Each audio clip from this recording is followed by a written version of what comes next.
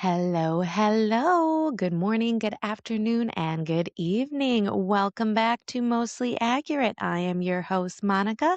If this is your first time here, I'm really glad that you found us. If you're a regular, thank you for continuing to trust me with your ears and your nervous system. Today's episode is definitely like a whole nother ride again.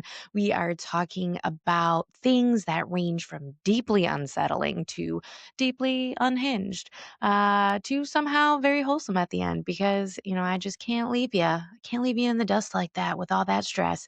So, we are starting with a true crime story that genuinely made me pause and say, what the actual F is happening here? And then we're diving into HBO's The Cult of the Real Housewife.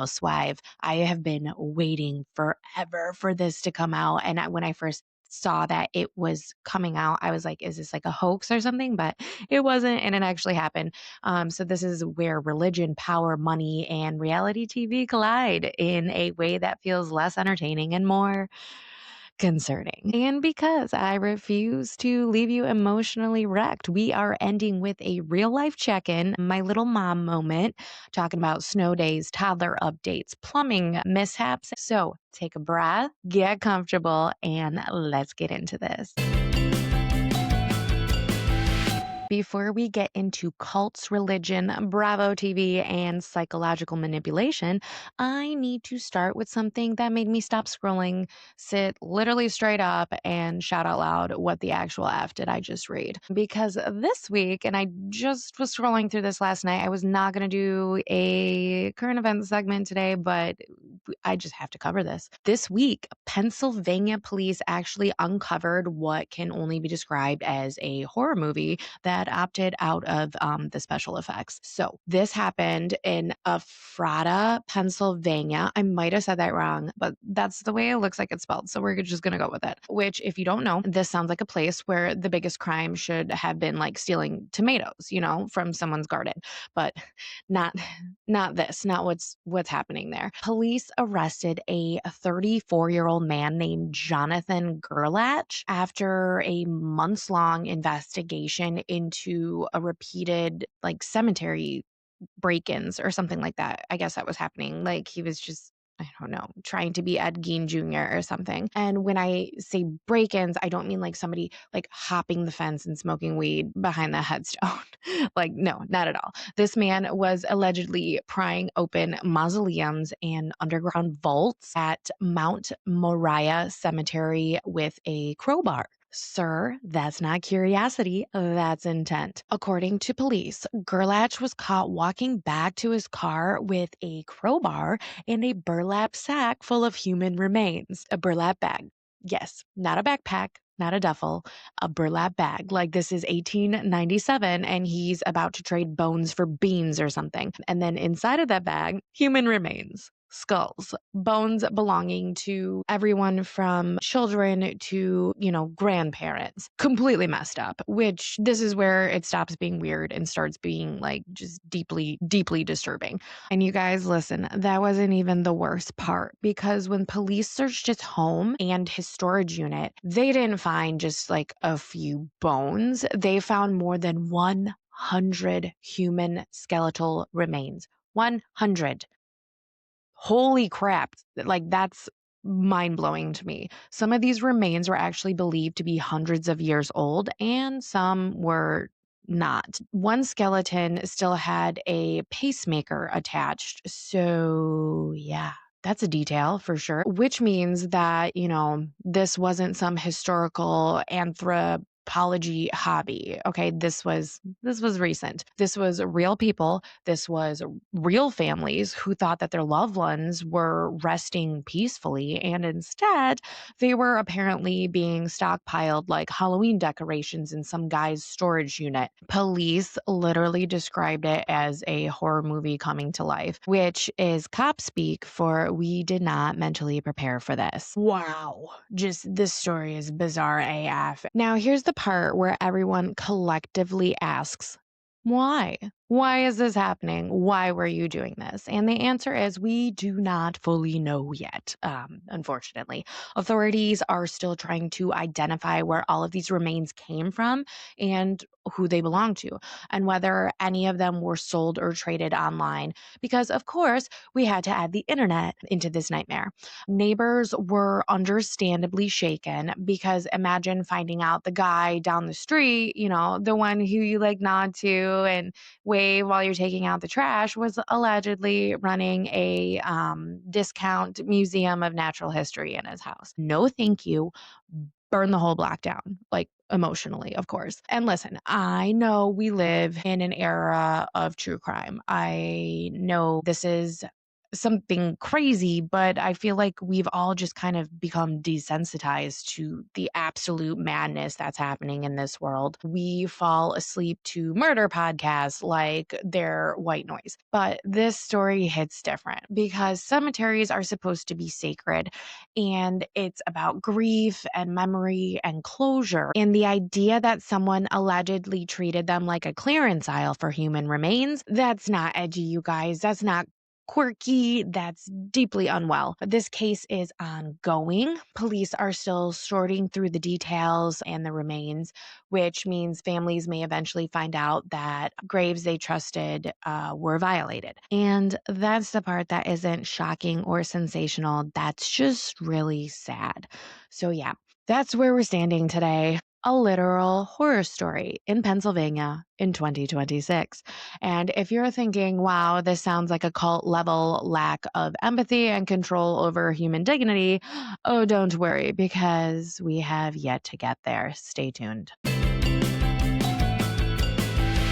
Okay, deep breath, guys, because today we are not just talking about reality television. We're talking about religion, money, power, family trauma, and Bravo's most unhinged casting choice since actually, no, this might be the most unhinged casting choice they've ever made. This week's segment is on HBO's The Cult of the Real Housewife, a 3-part documentary that finally asked the question we've all been too afraid to say out loud while watching Real Housewives of Salt Lake City. Mary Cosby, this woman is running a church, or are we watching a cult with better lighting? And listen, I love mess. I live for mess. I was raised by mess. But this is not champagne throwing mess. This is religious trauma, financial exploitation, and generational manipulation dressed in a Valentino and church hats. And honestly, that's way deeper than flipping a table. Mary Cosby enters the Real Housewives of Salt Lake City in 2020. She's awkward. She's blunt. She dresses like she got ready in a power outage during a spiritual awakening. Bravo positions her as the faith housewife, like the moral one, the one who brings God into the housewives, which already feels pretty dangerous because historically, when God enters reality TV, someone is about to get emotionally damaged. Mary is a pastor at Faith Temple Pentecostal Church. She also is very rich, like, multiple properties across the US, designer everything, and I don't check price tags rich. And naturally, viewers were like, so is Jesus Venmoing you directly, or how do I get this set up? Mary tells the same story again and again. Her grandmother, also known as Mama, founded the church. Mama was powerful. Mama was revered. Mama was like that girl. Mary claims that Mama's dying wish was that Mary took over the church, Mary becomes the leader of the church, and that Mary marries Mama's husband, Bert Singer. Yep, you heard that right, you guys. Her step grandfather, which is when America collectively said, I'm sorry, what is happening here? Mary says that Mama told Robert Singer, if anything ever happens to me, marry one of my girls so that she can take care of you the way that I did. And listen, that's already insane, you guys. But the documentary says that that story does not match reality, which is which most of us suspected. Here's what the doc reveals. Mary was disfellowshipped from the church when she was a teenager. And now I'm assuming disfellowship is kind of like the same as like what's that word? Like ostracized from the church or whatever. So she was considered to be super rebellious and she was just removed from the congregation. So the idea that mama would just hand her entire church and her husband to someone who was literally kicked out. Mama dies around 1997. The plan was that Robert Sr. would lead the church. At this point, Mary is estranged from her mother, not active in the church, and already married to a man named Dana Lamont. And a very important detail here, Mary was already married when Robert allegedly started praying about marrying her because nothing says God's plan like overlapping marriages. So Mary divorces Dana Lamont, who loved her very, very much, on September 8th, 1998. 19 days later, on September 27th, 1998, she marries Robert Sr. 19 days, you guys. That's nuts. That's not a grieving period. That's like Amazon Prime, okay? Dana Lamont loved Mary. He was a church member. And according to the doc, once he became, an inconvenience, the church flipped on him. They publicly humiliated him for hours. They were like rebuking him from the church and they basically painted him as like a villain. There was even a day where things got so heated that the police were called after Mary's own mother said, absolutely not. This is ridiculous. And that's when the church basically split. So some of the members leave and others stay. And then Mary becomes just like the queen of the church. This is when things start getting super dark. So former members describe their church experience as public confessions, public humiliation, and obedience masked as faith, basically.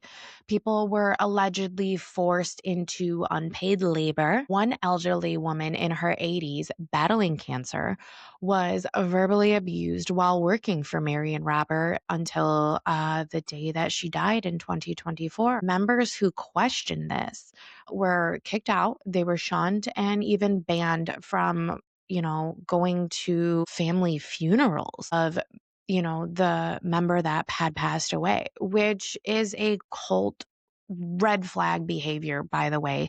Just I'm going to throw that one out there just to keep that in mind. So, what else was going on? Let's talk about donations, because this is when cult experts lean forward and go, there it is.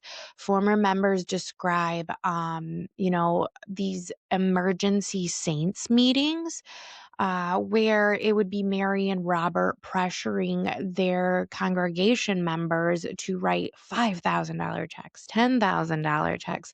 People were cashing out their 401ks to write them over to apparently the church, and they were taking out second mortgages on top of all of this. One former organist of the church says that he gave Mary $1,000 for her birthday, which directly contradicts Mary's claim that leaked audio footage that came out that she was calling her congregation members poor, which she says was taken out of context.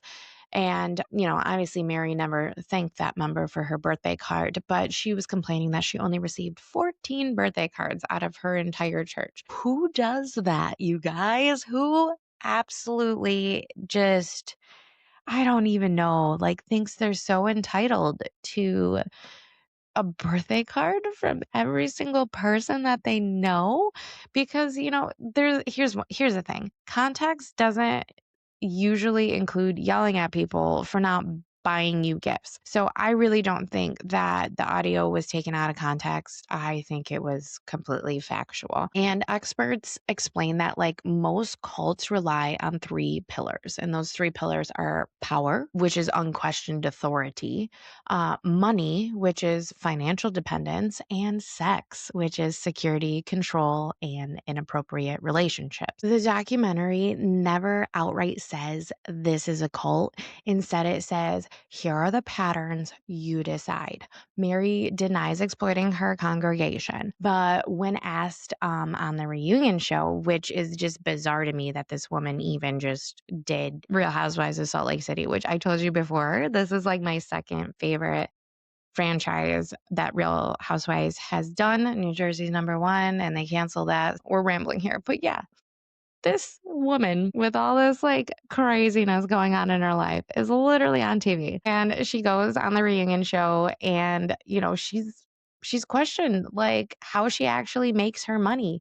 And she cannot answer that, which is very concerning when you own multiple homes and a Chanel archive, basically. So the Enoch family had been a part of her church under Mama and then Mary. One of the most disturbing moments of this documentary is when Mary allegedly mocks the death of Rosalind Enoch's niece, Michael, on the show. When the family starts a GoFundMe for the funeral costs, Mary allegedly urges members to take back their donations and not to contribute. That's when the illusion finally shatters. Former congregate Cameron Williams appears briefly on Real Housewives of Salt Lake City. Rumors swirl that he and Mary were actually in a relationship. The one married to her grandpa, but she's kind of having a side thing with Cameron. Is she? We don't know. Before he can be formally interviewed for the documentary, Cameron tragically dies from complications from a surgery that was related to a brain tumor that he had. However, Cameron was well known in the church and, he had multiple conversations with other congregant members. Sorry, that's a really tough word for me. Later, Mary's cousin claims that Cameron told her that they were having an affair. It's revealed that Cameron wanted the show to expose Mary. And Lisa Barlow, another cast member on the show, was the one who mentioned Real Housewives to him. And he allegedly got Mary on the show. If true, this wasn't fame chasing, this was desperation. Cameron had stuff that he wanted the world to know, and he was like, you know what? This is my way to expose this woman. As accusations pile up, Mary skips the season 2 reunion. She's just like, nope, I'm out, guys. Cult rumors are basically dominating at this point. She disappears from the next like season or two, and then she just mysteriously returns like nothing happened, which brings us to a very uncomfortable truth. You know what I mean? This isn't just juicy gossip. If even some of these allegations are true, this is about religious trauma, psychological abuse, and financial exploitation. Cults don't always look like, like giant compounds. Sometimes they look like churches, sometimes they look like families, and sometimes they look like Bravo contracts. Charisma without accountability is quite dangerous. So, basically, I just brushed the surface of this documentary. If you guys have not seen it, I highly recommend watching this. There is a lot happening, and I'm very curious to see what happens in the coming season of Real Housewives because it's actually live right now. I was actually watching it last night, their newest episode that was released, and it's really interesting how we are viewing Mary now, today, versus how we viewed her when the show initially came out because we were like, oh my gosh, she's a cult leader. She's like really weird and kooky. Like, what's going on with this girl? Like, is she on something? Like, it was just really confusing. And where are you stealing from your church members? Like, it was super bizarre.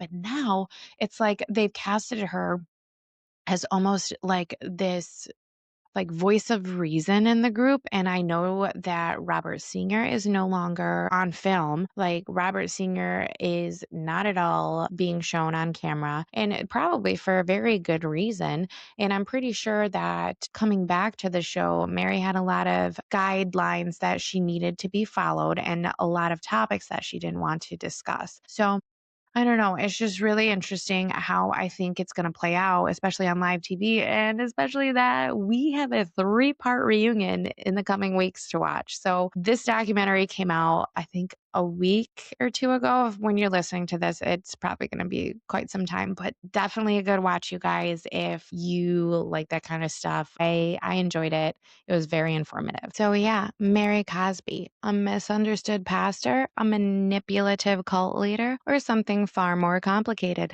That's for you to decide. But one thing is clear, this is not just Real Housewives. This is real power, real damage, and real consequences. And honestly, that's heavier than any reunion couch can handle.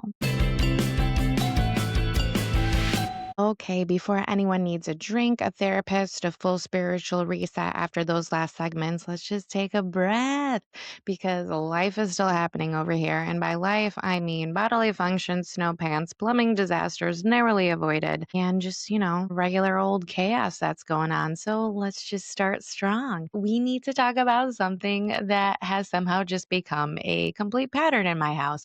My son is still pooping in the tub regularly. This is, I don't think, on purpose or by choice. And yet, here we are. I don't know if it's like the hot water or if it's like his nervous system relaxing at the end of the day. I don't know if his body's like, yes, safety, release. Let's just poop in the tub. But apparently his digestive system has just decided that the bathtub is in fact his safe space. At this point, I don't even panic anymore. It's just like, okay, this again. Let's just handle it. I actually become a professional of the tub situations. Motherhood is very humbling, and that's all I have to say about that. On a much cuter note, my son played in the snow for the first time. And listen, nothing prepares you for watching your kid experience something brand new and magical while dressed like a tiny marshmallow who can't bend his knees. It was like probably the cutest thing I've ever seen in my entire life. He was very confused, but he was thrilled. He tried to eat the snow because, of course, he's a child. And honestly, watching him just like discover snow healed something in me that the last two segments absolutely destroyed. It was adorable. It was so cute. I just bought him some new mittens, so those should be arriving tomorrow. And conveniently enough, it just started coming down outside. We went through this like weird like weather thing here in Michigan. I don't even know what was happening, but there was like a thunderstorm the other day and then it warmed up and all the snow melted and now it's just like the heavens opened and it's just a winter wonderland out there. So I'm really excited to get him in his giant marshmallow snowsuit again and do this whole running around the neighborhood in the snow again. And it was adorable and it was super fun. So he also has some new words. The newest word he enjoys right now is shoe. So everything is shoe. Nothing is a shoe. And when he says it with authority. So yeah, that's fun. And the best update of all, he has like chilled out on the swear words. Yes, my little sailor. I don't know what's going on. Maybe we just been reading different books. I have no idea, but I'm really excited. Like, see, growth is happening, redemption. So we're just going to call that a win until, he says an F bomb at Meyer, but we'll see. Let's see what else is going on, you guys. The dog, however, has learned nothing. She is still pooping in the house and still making eye contact while doing it. The other day, she walked directly into the bathroom and I had to hang on to her while she pooped so she didn't like step in it and track it all over the house. But no shame, yet no lessons absorbed, and just old lady dog vibes. So at this point, I think we're just getting used to it. This is my life. I'm just surrounded by poop. I really hope this is just a phase, you guys. What else? Oh yes. Almost flooding the house. Well, not really the house. Okay. I'm just gonna break this down for you. Michigan likes to keep us humble. We almost absolutely destroyed our plumbing. We accidentally left the hose attached to the outside spout during freezing temperatures, which, if you don't know, is basically telling your house, let's just see what happens here. Somehow, this created this like pressurized frozen situation that turned the faucet like fully on.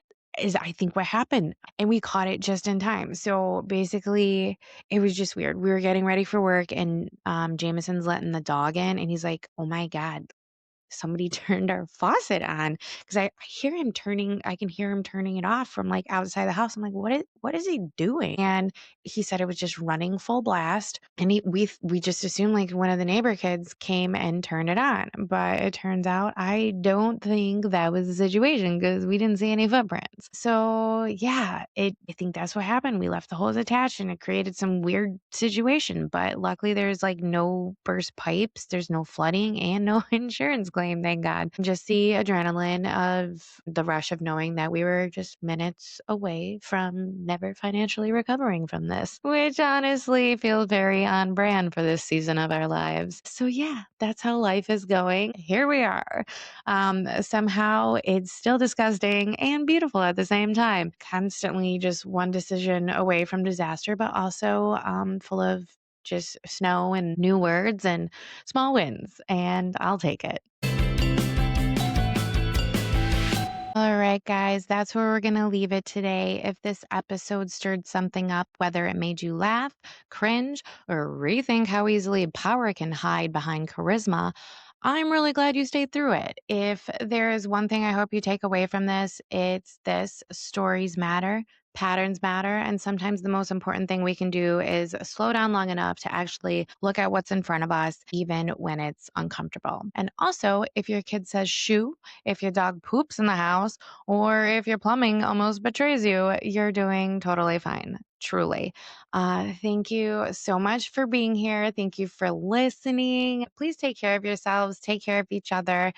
And I'm just happy that you sat here through another episode with me or walked or however you guys listen. I love you all so very much. Please remember to subscribe, like, follow, comment. I love to have a conversation going. If you have some thoughts on Mary Cosby or any of these segments or just, anything in general, let's just talk about it. You can find me on YouTube, Instagram, Apple, wherever. I'm everywhere. So thank you again so very much. I will see you guys next week. Okay. Love you. Bye.